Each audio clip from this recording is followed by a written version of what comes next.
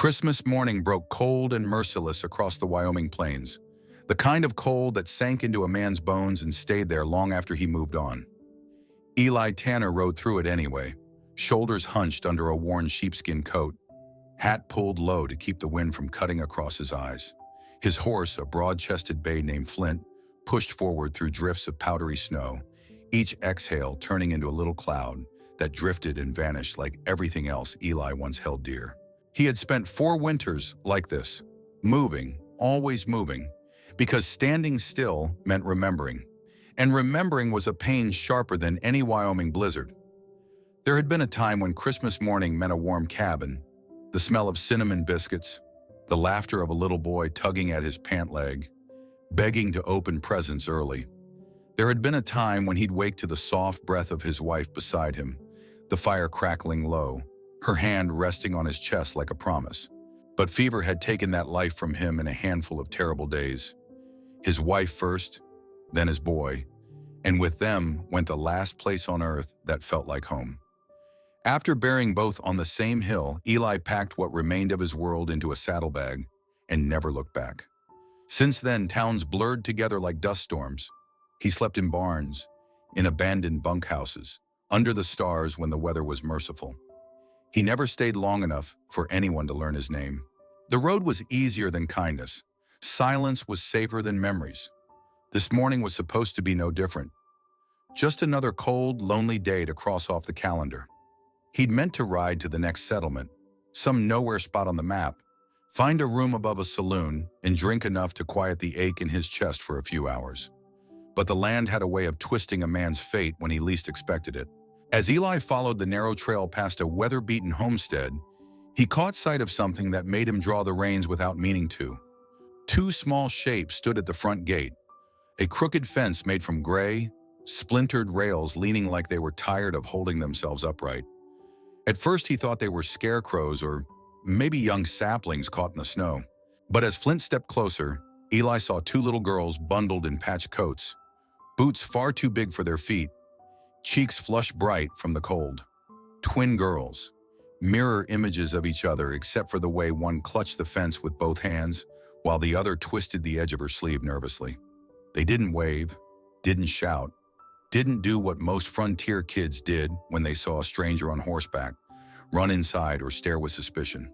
They simply waited, eyes wide, following him like they'd been expecting him all along. Eli felt his chest tighten. Kids did that to him now. Always did. He nudged Flint's side, meaning to move past without a word. He didn't have space inside him for anything that reminded him of what he'd lost.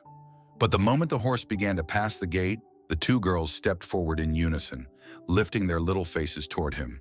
The smaller one spoke first, her voice thin and soft, floating through the freezing air. "Sir, would you be our daddy today?" Eli froze. For a moment he thought he'd imagined it, some cruel trick of the wind or the ghost he carried.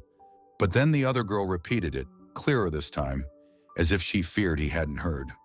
"Please, mister, just for today." Eli's fingers tightened around the reins.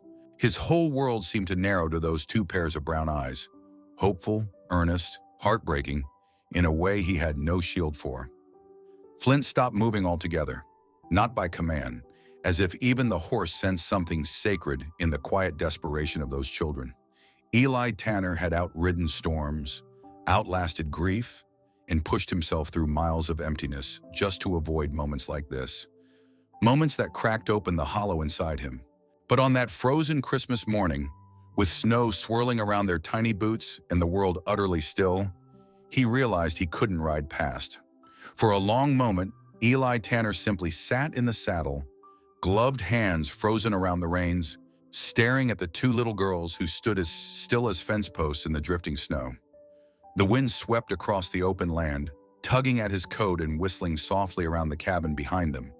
But the girls didn't seem bothered by the cold. They looked like they'd grown from the ground itself, rooted, waiting, believing. They were twins, but not mirror copies. Their faces shared the same warm brown skin, sun-kissed even in winter, and the same wide dark eyes that held the quiet strength of their Apache blood. Their hair, thick and black as a raven's wing, spilled out from beneath mismatched wool hats their mother must have knitted and reknitted through too many cold seasons. One braid was loose, strands whipping across her cheek. The other girl wore her hair in two tight plaits, decorated with what looked like a single blue bead on each side. Small pieces of a heritage she was too young to understand, but instinctively carried with pride. Their coats were patched with so many stitches, they looked like quilts. The elbows had been mended, then mended again. Their mittens were frayed, wool puffing out through tiny holes. The boots on their feet were clearly hand-me-downs. The kind frontier families passed from cousin to cousin until the leather just couldn't hold another winter. Yet they stood tall. Children of the plains rarely complained, but these two, they carried a quiet bravery that pulled at Eli's heart in a way he wasn't prepared for. Snowflakes caught in their eyelashes as they stared up at him, unblinking, hopeful, trembling in a way that wasn't from the cold. It was the smaller one who'd spoken first. Now she stepped closer to the fence, breath fogging into a little cloud. "Mister, you heard us, right?" she asked, voice so soft it almost folded into the wind. Would you be our daddy today?"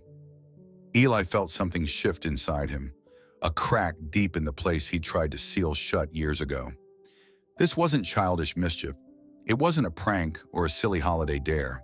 The weight in their voices carried something far heavier, hope sharpened by loneliness, desperation wrapped in innocence. Kids who missed a father so much they'd stand outside in a Wyoming snowfall, waiting for the first soul to pass by, praying he might stop. And his horse, damn Flint, seemed to understand before Eli did. The bay had frozen in place, hooves planted firm in the snow.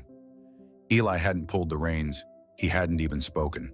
The horse simply refused to move on, ears pricked forward, watching the two small figures with the kind of judgment only a seasoned trail companion could muster. Eli swallowed hard, trying to clear the tightness in his throat. "Girls," he said slowly, voice rough from disuse, "you ought to be inside. It's too cold to be standing out here alone." The taller twin shook her head, her braids brushing her shoulders. "We were waiting," she said simply. "For you." "For me?" Eli couldn't help it. His voice cracked. "You don't even know me." The smaller one lifted her chin. "Mama says sometimes the good spirit sends help in ways folks don't expect. And sometimes," the other added, "you got to be brave enough to ask." They were too earnest, too raw, and Eli's chest ached in a way he hadn't felt since kneeling beside two fresh graves years ago. He looked away, toward the vast openness of the prairie. Snow rolled across the land in soft waves, covering everything: tracks, fences, memories. It should have been easy to keep riding. Should have been simple to shake his head, tip his hat, and move on like he'd done in every other lonely town since his life split clean in two. But those eyes, dark, steady, pleading, pulled him back. He could see their hunger for something as simple as belonging, and he recognized it because he shared it, though he'd never admit it out loud. Behind them, the cabin door creaked, a shadow shifting inside. Yet the girls didn't turn. They didn't look away. They stood their ground, as if the whole world depended on his answer. Eli Tanner, a man who had outrun grief across 4 winters, felt the weight of 2 children's wishes settle around him like a second snowfall. The cabin door swung open with a sharp clap as the wind caught it, and a woman stepped out onto the porch, a flash of color and movement against the white morning. Eli turned instinctively, reins still loose in his hands as the twins spun toward her. "Ayana Hollis," he murmured under his breath, though he didn't yet know her name. All he saw was a mother racing through the bitter cold, fear written clear as day on her face. She moved fast, too fast for someone who had likely been tending a fire or kneading morning dough. Her shawl, woven in deep earth tones and marked with the sunburst patterns of the Sun Peak tribe, flared behind her like a banner caught in the wind. The fringes snapped sharply as she descended the porch steps, nearly slipping in the snow before regaining her balance. Her long black hair was braided neatly, though a few strands had escaped, whipping across her cheeks like fine strokes of ink. The braid itself was wrapped with thin leather and a pair of simple copper beads. Nothing fancy, nothing to draw attention, just a quiet piece of who she was. "Ayan," one of the twins began, but the woman cut her off gently yet firmly. "Girls," she said, breath visible in the frigid air. Inside. Now. The twins didn't move. They hovered by the fence, torn between listening to their mother and refusing to leave the man on the horse. Ayana's face flushed, not from the cold but from something deeper, something raw and familiar to anyone who'd ever been judged unfairly. "Please," she said again, softer this time. When the girls didn't budge, she hurried the last few steps toward the gate, her boots sinking into the snow. When she reached them, she placed a hand on each small shoulder and turned toward Eli with an expression that mixed apology, embarrassment, and a bone-deep weariness. "I'm sorry, sir," she said, voice steady but carrying a tremor beneath it. They don't always understand how things look to other folks." Eli shook his head gently, but she rushed on, as if afraid of leaving any room for misunderstanding. "They didn't mean any harm," she continued. "My girls, they've learned more loneliness than children ought to. Sometimes they ask for things God alone can explain." She swallowed hard, eyes dropping for a moment before lifting again to meet his. She held his gaze with a kind of quiet dignity that no hardship could strip away. "My name is Ayana Hollis," she said, "and I owe you an apology for whatever they said." Eli opened his mouth to respond, but the grief swimming behind her steady posture made him pause. There was something familiar there, something he recognized all too well. Ayana must have sensed it because she drew a slow breath and squared her shoulders. "My husband, Thomas Hollis, died 2 winters ago in a logging accident." Her voice tightened on the word died, but she pressed on. "The foreman pushed them to rush the cut. Thomas knew it wasn't safe. He told them, begged them to slow. They ignored him."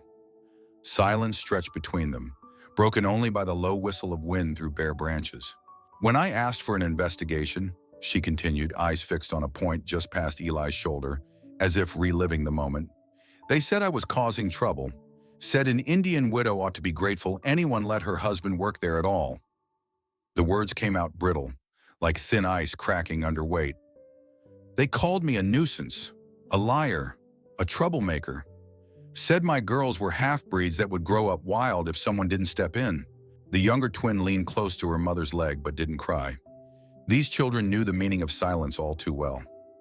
Ayana forced a small, tight smile that didn't reach her eyes. "We keep to ourselves now," she said quietly. "Most folks prefer it that way." Eli felt something deep and heavy settle in his chest. He had known loneliness, but not this kind. Not the kind sharpened by prejudice. Not the kind where an entire town chose to look away from the truth because of a woman's heritage. He cleared his throat, suddenly aware his voice might fail him if he wasn't careful. "You don't owe me an apology," he said, low and rough. "Not for anything they said." Ayana's eyes softened, relief flickering across them before she masked it neatly under restraint. "Even so," she murmured, "I don't want trouble finding us. We've had enough of that." "Cherie." She herded the girls gently toward the porch, but before they stepped inside, the smaller twin looked back at Eli, eyes wide with a question she didn't dare ask again. Ayana noticed. Her shoulders tightened, and Eli Tanner, who had ridden 4 winters to avoid the ghosts of his past, realized trouble had already found them, and maybe for once, he wasn't meant to ride away. For a moment, nobody moved. The wind hissed around the cabin eaves, and the cold hung thick as wool between Eli and the little family on the porch. Ayana Hollis stood with one hand on each daughter's shoulder, her shawl snapping lightly in the winter gusts, her breath rising in soft white puffs. She looked torn, caught between protecting her girls from the world and protecting the world from the girls' hope. Then she drew in a breath, steadying herself the way only mothers who've carried too much weight know how. "Sir," she said quietly, "it's Christmas morning. We can't let you ride on without something warm in your belly." She hesitated, as if bracing for judgment. "If you're willing, you can come inside." Eli should have said no. He'd said no to plenty of offers over the years. Meals, conversations, kindness. Too many yeses had once led him to a life he loved and lost, and he learned the hard way that staying at a table too long gave pain a chance to find him again. But the twins were staring at him like sunrise breaking over snowdrifts, bright, trusting, fragile in a way that made his heart ache. So he nodded. Just once. "Much obliged, ma'am." Ayana guided the girls through the door, and warmth rolled out like a blessing. Eli stepped inside after them, closing the cold out behind him. The cabin was small, humble, worn down by winters and loneliness. But it was clean, cared for, loved. The table near the hearth was covered with a faded cloth scattered with mended stitches. Tin plates sat neatly in a row, one chipped on the rim, another dented, but scrubbed until they shone in the firelight. A kettle simmered on the stove, filling the room with the scent of strong coffee and something faintly sweet. The kind of smell a man remembered long after the cold stole every other memory. The twins scrambled into their seats, watching Eli with the type of open curiosity only kids untouched by meanness could manage. There wasn't a hint of suspicion in them, not the kind most frontier children carried when strangers came around. They didn't look at his gun belt, didn't eye the door, didn't flinch from the size of him. To them, he wasn't a threat. He was hope wearing a dusty coat. "Sit, please," Ayana said, gesturing to a chair opposite the girls. Eli removed his hat, suddenly aware of the weight of dust on it. He placed it on the floor, then lowered himself onto the chair. The heat from the fire seeped into his stiff muscles, a reminder of how long he'd been living without warmth. Ayana ladled out a simple breakfast, corn cakes fried crisp along the edges, a few slices of salted pork saved for the holiday, and scrambled eggs fluffy but thin, stretched the way widows stretch what little they have. She placed a plate before him with quiet pride, not apology. "Hope it'll do," she said. "It's more than I've had in a long while," Eli answered truthfully. The girls exchanged glances before Rosie, the bolder twin, leaned forward. "Mr. Cowboy, do you have kids?" Ayana shot her a warning look. "Rosie?" "It's all right," Eli murmured. He took a slow breath, the kind that hurts going in. "I did," he said. "A boy." Both twins leaned closer, as if the rest of the world had paused to hear. "And a wife," he continued softly. "Lost them 4 winters back." Silence washed through the cabin, heavy and respectful. Even the fire seemed to settle into a quieter crackle. Lily, the gentler one, reached across the table with small, mitten-pink fingers and placed her hand on his. Her touch was feather-light, but it struck him with the force of a hammer. "I'm sorry," she whispered. "Our papa's in the sky, too." The words hit him harder than any blizzard ever had. He didn't flinch, didn't pull away, couldn't. His breath went uneven for a moment, chest tightening as though the ghosts of his past had taken seats at the table beside him. But the warmth of the fire, of the food, of the tiny hand resting on his own, began to seep into places he had let grow numb. For the first time in 4 years, Eli Tanner felt something thaw. Ayana watched him quietly, understanding softening her features. Not pity, never pity, but recognition. One survivor seeing another. Outside, the winter wind roared across the plains. Inside, a man who'd been frozen by grief felt the faintest stir of warmth returning to life. And he realized, just as the twins had, that no man stumbles into moments like this by accident. Sometimes the world sends you exactly where you're meant to be, if only for one morning. Morning light filtered through the threadbare curtains, soft and gold, like it was trying to apologize for the bitter cold outside.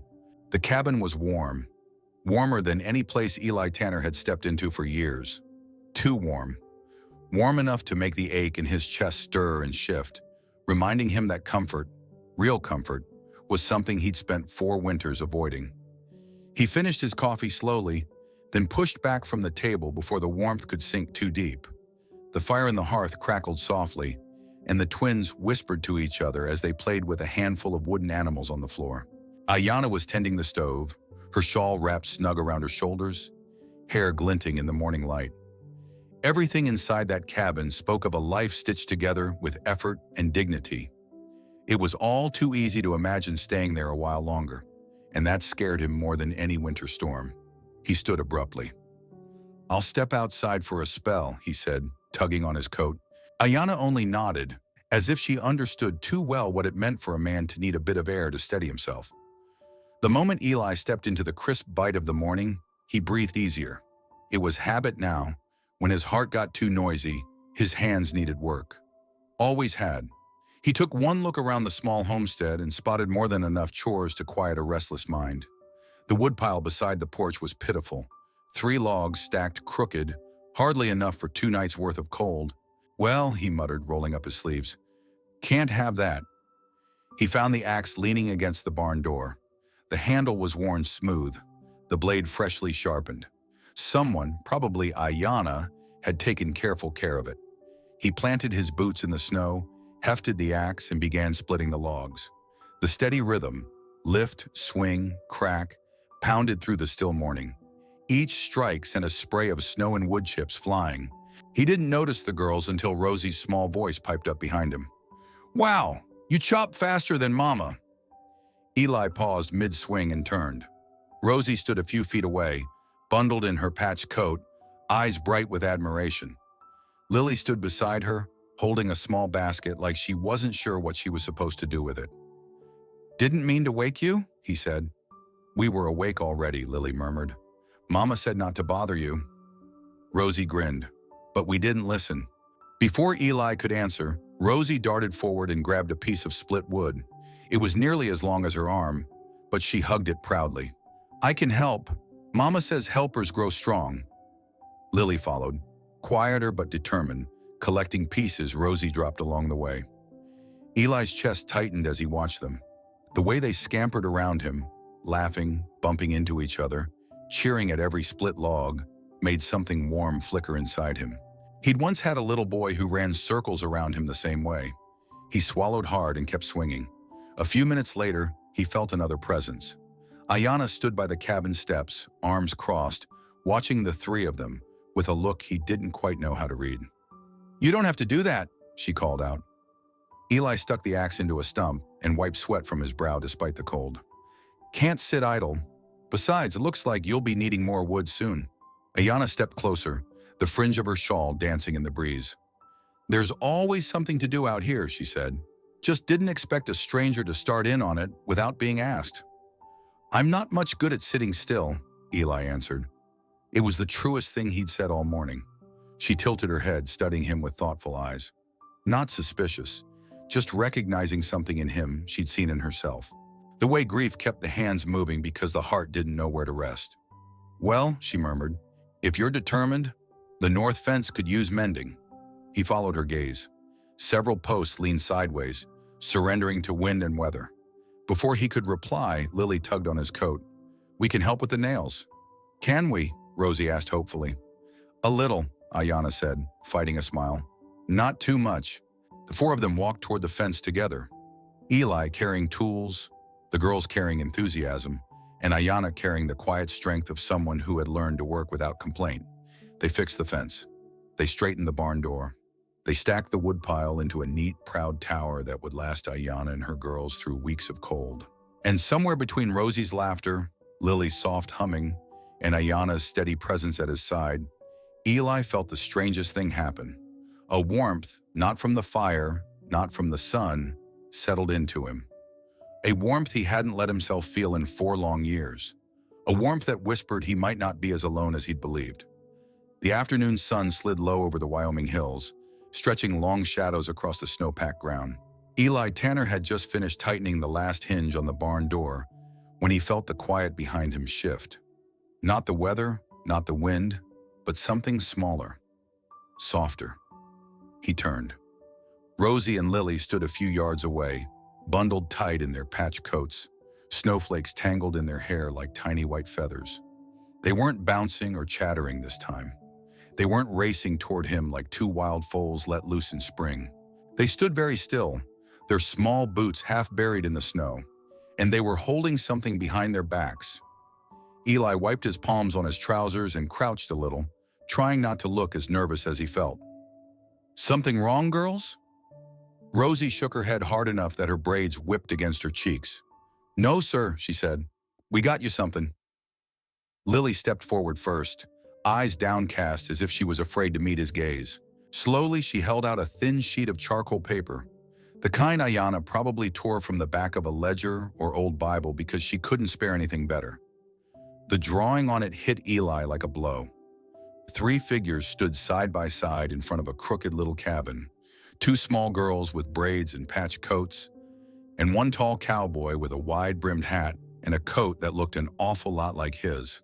Underneath the picture, Written in a child's unsteady hand were 4 words: us and Mr. Cowboy. Eli's breath left him in one heavy exhale. Rosie bounced on her toes, unable to hold still any longer. "Lily drew it," she said proudly. "She's the best drawer. I wrote the words. Mama says they ain't perfect, but it's okay because hearts don't need perfect things." Lily's voice was barely more than a whisper. "It's for you, if you want it." Eli couldn't speak. He'd taken bullets to the shoulder, fallen from broncs meaner than sin, worked through storms that froze cattle solid, but nothing had ever knocked the wind from him like this. His hands trembled as he took the picture.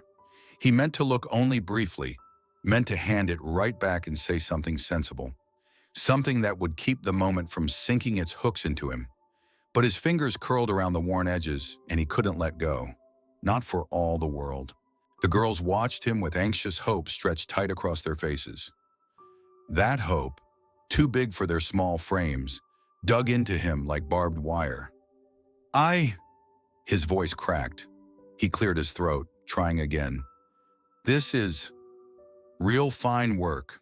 Best thing anyone's handed me in a long while." Rosie beamed. Lily blushed. Both girls relaxed at once, like 2 little saplings given warm rain after a long freeze. Behind them, the cabin door creaked open.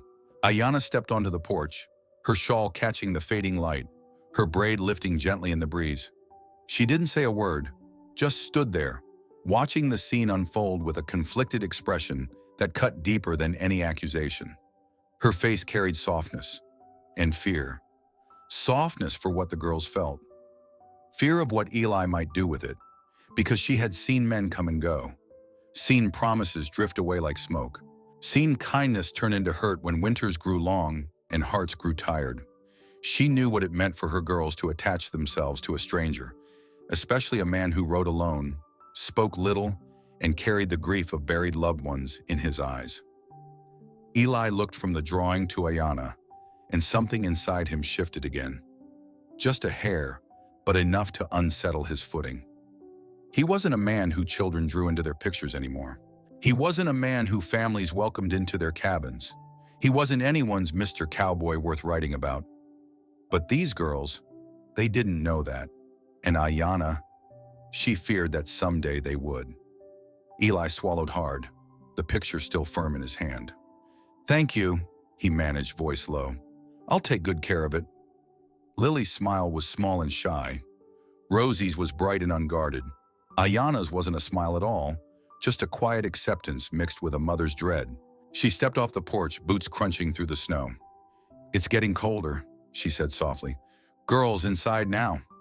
The twins obeyed, but not before Rosie threw her arms briefly around Eli's waist. A quick hug, impulsive and warm enough to burn through the winter frost. Eli stood frozen as they scampered back inside. Ayana lingered, her eyes meeting his. "Be careful with their hearts," she said quietly. "They don't get many chances to hope." Her words hung in the quiet like drifting snow, soft, honest, and heavier than they appeared. Eli looked down at the drawing clutched tight in his hand. Hope. He hadn't held that in years. By late afternoon, the sky had turned the color of burnished copper, the last light of Christmas Day spilling across the prairie like a blessing too shy to step inside. Inside the Hollis cabin, however, it already felt like evening. The kind of warm, gentle evening Eli Tanner hadn't let himself imagine in years. The place glowed. Ayana had lit the candles she'd been saving. Their flickering flames danced against the log walls, turning the little home into something soft, tender, almost sacred. The twins flitted around the table, setting forks and mismatched tin cups with the solemn pride of young ranch hands given a grown-up task. Their giggles rose and fell like tiny bells, and from the stove drifted a smell that wrapped around Eli's ribs and squeezed. Venison stew, thick and slow-cooked, the kind of meal frontier families saved for holidays or hard-earned celebrations. Ayana stirred the pot with deliberate, practiced motions, her shawl falling around her like a second skin. Every so often she glanced toward him, not with expectation, just quiet acknowledgement that he was still there, still staying, still choosing this moment. Eli hadn't planned to stay past breakfast. He hadn't planned to touch an axe, mend a fence, or accept a drawing that made his heart crumble and rebuild itself in the span of 30 seconds. He sure as hell hadn't planned on sitting at a family's Christmas table again. But here he was. Ayana motioned him over, and he took his seat carefully, like the chair might vanish if he put too much weight on it. The twins slid into their places, cheeks still rosy from playing near the fire. Ayana ladled stew into each bowl, rich broth, tender meat, carrots she must have canned herself last summer, herbs faint but fragrant. She set a plate of corn cakes in the center and wiped her hands on her apron, the faintest tremor betraying months, maybe years of holding herself upright without help. "Thank you," Eli said quietly. She nodded as if thanks were unnecessary things people only said when they didn't understand real hardship. "It's not mutt," she murmured, "but it's ours." Rosie piped up immediately. "Mama says Christmas stew tastes better 'cause it's made with love." Lily elbowed her gently. "Mama says to eat first, talk later." Eli huffed a soft laugh, the kind that felt foreign in his own throat. They all settled. The stew steamed between them, candlelight warming every face. The wind howled outside, but in here it felt far away, like it belonged to another world entirely. Just as Eli lifted his spoon, Lily placed her small hand on his sleeve. "Mr. Cowboy," she whispered, "will you say grace like Papa used to?" Ayana stiffened. She opened her mouth, probably to rescue him from the request. But Eli lifted a hand, stopping her gently. "No," he said softly. "It's all right." The truth was, it wasn't. He hadn't said a prayer since the night he buried his family, kneeling in frozen dirt with nothing but rage and grief filling the spaces where faith used to live. But two little girls were staring at him with the same fragile hope that had undone him outside the barn. And a mother, strong and scarred, watched with eyes that knew exactly how hard it could be for a man to speak to God again. Eli bowed his head. The room fell silent. His voice came rough, scraped raw by winters spent alone. "Lord," he began slowly, "thank you for this food, for warm shelter, for this table." He swallowed, breath hitching when words refused to come. "And for today." He paused again, forcing the meaning through the tightness in his chest. "For letting a man who's been wandering too long sit with folks who deserve to be loved." The twins echoed softly. "Amen." Ayana whispered at last, barely audible, but the weight of her voice lingered like a soft hand on his back. They ate. Not much was said, but nothing needed to be.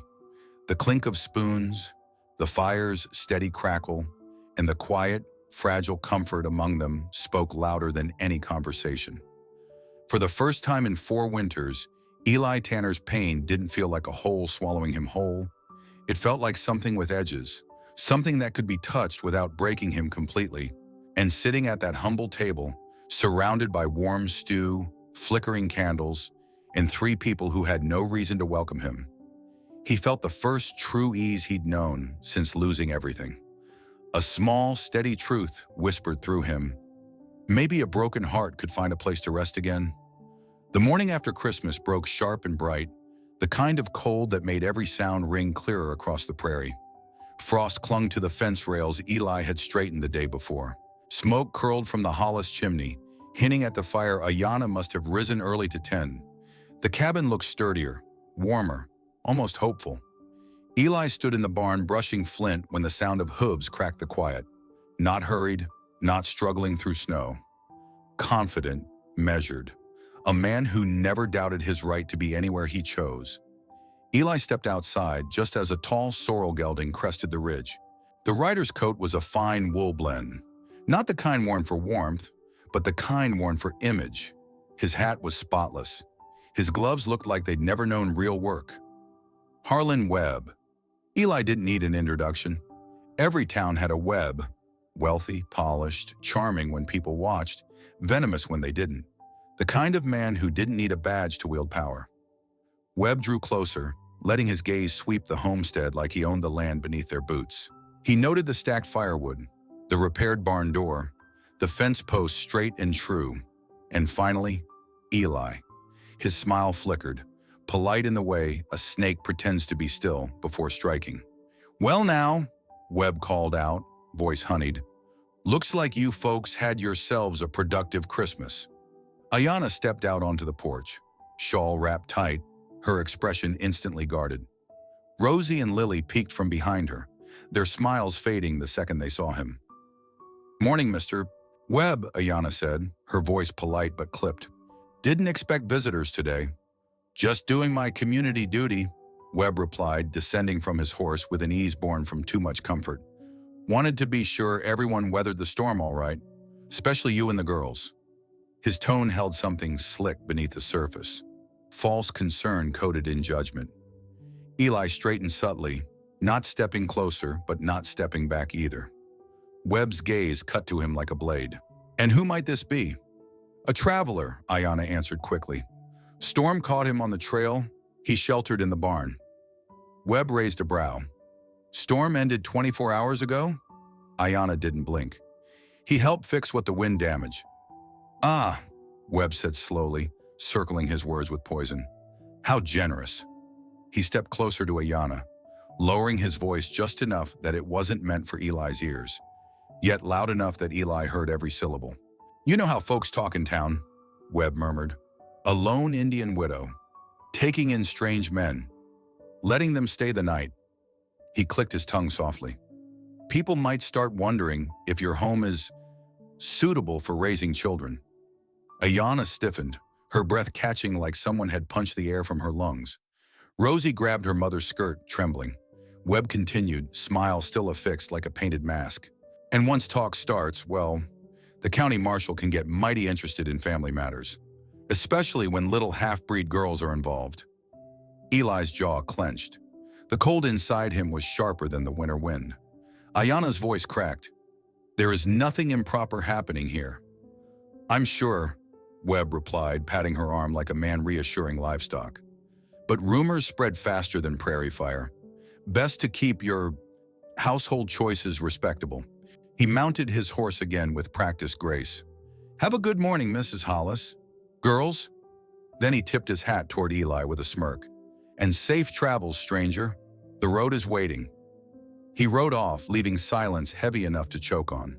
Ayana stood frozen for a long moment. When she finally turned, she looked smaller, like someone carrying too many winters on her shoulders. "I'm sorry," she whispered, unable to meet Eli's eyes. "But you have to go." Rosie burst into tears immediately. Lily followed, quieter but just as heartbroken, gripping Eli's coat as if she could anchor him there by sheer will. "Please don't," Rosie sobbed. "You fixed everything. You made Mama smile again." Eli knelt, his rough hands resting gently on their small arms. His throat was tight, his breath uneven, but he forced the words out. "Your mama's right," he said softly. "I can't bring trouble to your doorstep." Ayana looked away, arms wrapped around herself, as if bracing for the world to judge her yet again. Eli stood, swallowed hard, and swung onto Flint's back. The girls cried harder, reaching for him as he gathered the reins. He forced his hands to move, forced his horse to take the first step, forced himself to ride away from the only warmth he'd felt in years, and every hoofbeat echoed like something breaking. The wind had sharpened by the time Eli Tanner reached the end of the Hollis property line, cutting across the open prairie like a blade. Flint's hooves thudded through soft drifts, each step pulling him farther from the cabin, from the warmth, from the tiny hands that had clung to him. Eli kept his back straight, jaw tight, trying to steel himself the way he always had, by refusing to look back. That was how he survived these 4 long winters, by not turning his head, by not letting ghosts catch up. But halfway down the frozen trail, something made him stop. He didn't hear a cry, didn't hear a call, didn't hear anything except the groaning winter wind. Yet something in him strained, like a rope pulled taut from behind. Slowly, painfully, he turned. The cabin was a small, dark shape against the white world. Smoke trickled from the chimney. The woodpile he had stacked stood firm and proud. The fence he had mended gleamed straight in the pale sun. But none of that was what tore through him. It was the window. 2 little faces, pressed against the frost-covered glass. Rosie and Lily. Their breath fogged tiny circles on the pane as they cried, palms flattened helplessly against the glass, as if they could reach him through it. Their shoulders moved with heavy sobs. Their braids trembled. Their eyes searched the frozen yard for him. It felt like watching his own past rise from the snow. His boy's face, the day the fever finally pulled him away. That same desperate look of wanting someone to stay. Someone to choose them. Someone to fight for them. Eli grabbed the saddle horn, breath shuddering. Then he heard it. Ayana's voice, too soft for the wind, but he felt it more than heard it. "We'll survive. We always do." Those words, resigned, exhausted, accepting loss as a part of life, punched straight through the armor he'd built around his heart. Survive. That was what she believed she deserved. That surviving was the best life she and her daughters could hope for. Not living, not belonging, not being protected, just surviving. Eli closed his eyes hard, his jaw flexing until it hurt. His breath swirled into the air as a ragged cloud. He couldn't ride away. God help him. He couldn't. This was the life he had run from. The risk, the belonging, the chance of losing everything again. But this was also the life that made him feel human, the life that stitched warmth back into his chest. 4 years he had ridden across Wyoming to escape pain. But now pain was the very thing that pushed him back. Flint shifted beneath him, sensing the change long before Eli spoke. The bass snorted, shaking his mane as if urging the man to stop lying to himself. Eli opened his eyes, staring at the cabin window. He couldn't leave those girls crying, couldn't leave Ayana standing alone against men like Webb, couldn't pretend he hadn't felt something thaw inside him. He took a long, brittle breath. Then Eli Tanner did the first thing in 4 winters that felt like it belonged to the man he used to be. He turned the horse around. Flint wheeled sharply, snow spraying beneath his hooves. Eli leaned forward, gripping the reins tight as the wind roared past him. The cold stung his face, but he welcomed it. It felt like truth, like clarity, like the world slapping sense into a man who'd been running too long. He rode fast, heart pounding with a fierce rhythm that shook loose 4 years of numbness. The cabin grew larger, the chimney smoke clearer, the window brighter. The closer he came, the more the storm inside him settled. Not with fear, but with certainty. This wasn't foolishness. This wasn't weakness. This wasn't drifting into trouble. This was choosing, finally choosing, something worth fighting for. Wind whipped his coat behind him as he thundered back toward the homestead, like a man chasing a miracle he'd long stopped believing in. Because somewhere deep down, buried under loss and winter and silence, Eli Tanner still believed in one impossible truth. Sometimes a man wasn't meant to ride away. Sometimes he was meant to turn back. And this time, in this snow, on this Christmas, with this family, Eli Tanner was the last man alive who still believed in turning back. Snow still clung to Eli Tanner's coat when he knocked on the Hollis cabin door just after sunrise. Ayana opened it cautiously, expecting trouble. Maybe another deputy, maybe another whisper from town. But when she saw Eli, breath fogging in the cold, eyes steady in a way she hadn't seen before, her fingers loosened from the doorknob. "I'm not letting that man decide your life," Eli said simply. "No one gets to talk about you like that. Come with me. To church." Ayana blinked. "Eli, folks won't—" "That's exactly why we're going," he cut in gently. "You, the girls, and me. Together." Behind her, the twins gasped in unison. "Can we, Mama?" Rosie whispered. "Please," Lily added. Ayana hesitated, fear flickering through her eyes, the kind carved into someone who had been pushed to the edge of the map for too long. But then she nodded. "All right." The little white church on the hill was already filling with ranchers, merchants, and families bundled in coats. Conversations hummed low, breaths hanging in the winter air. Heads turned the moment Eli walked in with the Hollis twins at his sides, one holding each of his hands. Ayana just a step behind. Whispers rose like dust kicked up on a cattle trail. "Ain't that the Indian widow? Who's that cowboy with her? Did she really invite a stranger to her home?" But Eli didn't flinch, and neither did the girls. They held on to him like a steady anchor in storming water. Ayana walked with her chin slightly lifted, a small gesture, but powerful for a woman long forced to bow her head. The congregation settled as Pastor Reynolds began the service. Hymns echoed across the rafters, drifting over the wooden pews like a warm quilt. Then the church door slammed open. Webb strutted in with the confidence of a man who believed God himself would stand aside for him. His fine coat brushed snow from his shoulders, his boots polished to a shine no honest work could earn. He spotted Eli and the Hollis family, and his eyes darkened. During the pastor's message, Webb rose from his seat. No one had called on him. No one ever needed to. He created his own stages. "Pastor," Webb said loudly, forcing the room to fall silent, "I've got something to say." Pastor Reynolds hesitated, but Webb was the richest man in town. Money spoke, even in church. Webb turned to the congregation, voice booming with false righteousness. "Some of us are concerned. A widow like her, bringing men into her home, raising children in conditions not fit for God-fearing folks." Ayana stiffened, face draining of color. The twins shrank closer to Eli. Webb's voice sharpened. "A woman like her ain't fit for raising children. Maybe it's time the county took interest." The words landed like stones. Eli rose so fast the pew creaked beneath him. He stepped into the aisle, boots hitting the wood with a steady, unshakable rhythm. The entire church fell into breathless quiet as he faced Webb, broad-shouldered, determined, unafraid. His voice carried through the rafters. "Anyone wanting to judge this woman can say it to me. Try your luck." The challenge hung in the air, slicing the silence clean down the middle. Men who were brave enough to whisper behind Ayana's back suddenly found their spines turning to river water. Women lowered their eyes. Even Webb's confidence faltered for a flicker before his face tightened. Then something unexpected happened. A small, bent old woman, Mrs. Callum, known for never speaking unless spoken to, rose trembling from her pew. "Thomas Hollis," she said, voice wavering but proud, "fixed my roof for free the winter my son died. That man was the only help I got.